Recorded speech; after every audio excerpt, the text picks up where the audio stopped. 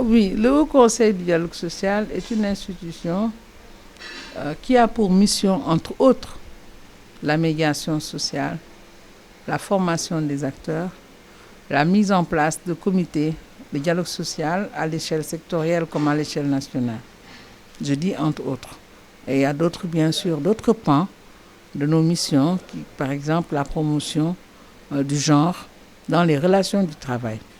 Mais en ce qui concerne le Front social, j'avoue que, bon, il est vrai qu'on a noté quelques soubresauts ces temps-ci dans le secteur du transport, ça s'est réglé grâce à la diligence de tous les acteurs et à leur compréhension aussi. Et il y a eu les boulangers, ce sont des questions qui sont hautement d'utilité nationale, si je puis dire comme ça. Parce que cela met en avant toutes les citoyennes et tous les citoyens de notre pays.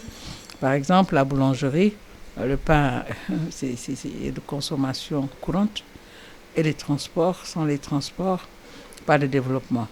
Je pense que notre institution essaie de jouer sa partition dans la facilitation, mettre ensemble les acteurs. C'est d'abord notre rôle, lorsque, bien sûr, il y a un casus belli, mais en plus, nous faisons des propositions de manière à régler les conflits de façon durable. Parce que c'est ça également, c'est important.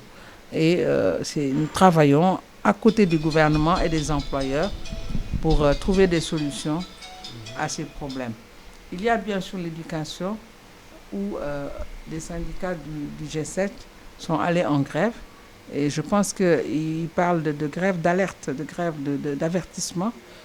Je pense que le gouvernement a non seulement bien compris cela, mais que le G7 étant un regroupement de 7 syndicats, il serait bon que tout le monde, tous les syndicats, continuent à discuter avec le gouvernement.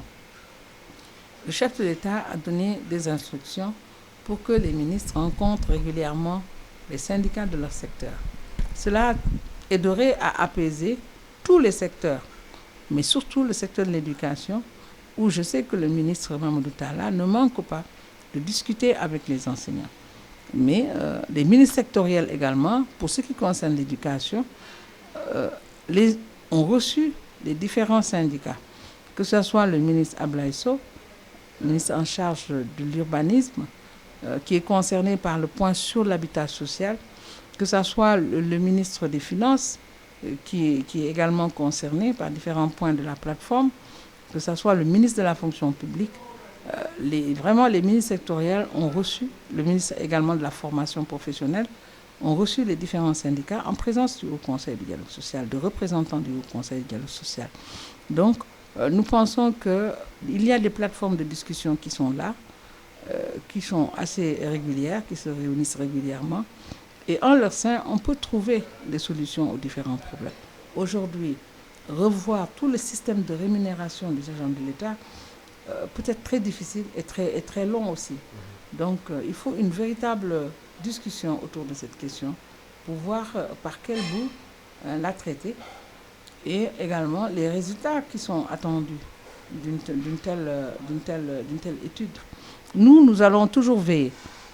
Je suis là, mais je dois les rencontrer. Ils m'ont appelé pendant que j'étais à Fatick. Je suis en pleine tournée pour la vulgarisation du plan national de renforcement du dialogue social sur les directives, justement, qui est une directive présidentielle.